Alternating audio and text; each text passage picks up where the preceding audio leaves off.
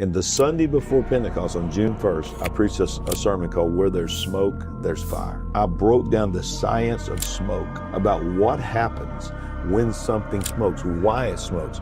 Basically, what I found out is that it's really already burning, even though it's not burning. The heat of the fire begins to prepare the fuel to burn, and the chemicals start burning off of it to prepare it to actually burn.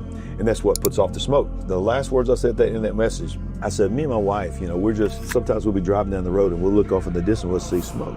And we know where there's smoke, and everybody in the church says, there's fire. But sometimes when we're driving around these hills out here in Alabama, I said, we'll see it up in the neighborhood, and we'll think, we know who lives up in there. We're gonna make sure they're okay.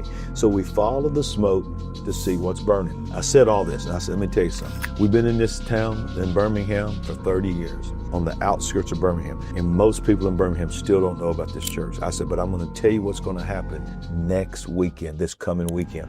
The fire of God is gonna burn so hot in this building that the smoke is gonna come out of the top of this building, and all of Birmingham is gonna see the smoke, and they're gonna drive to this building to see what was burning. And I said, I'm gonna tell you something, they're about to see it. The fire of Pentecost is gonna be known all over Birmingham, because where there's smoke, there's fire. And I put the mic down, and I walked off. And 6 days later, my church literally caught on fire and burned. And it was a massive fire. And by the end of the night, every major television broadcast and news organization in Birmingham were there covering us, sticking a microphone in my face, and I preached the gospel all over Birmingham, told them that Pentecost was coming. And I said, even though we don't have a building tomorrow, we're gonna have church in the parking lot. And guess what happened? All of Birmingham showed up our church, packed out our parking lot. We baptized 25 people in the parking lot while our church was burning behind us, or had burned behind us.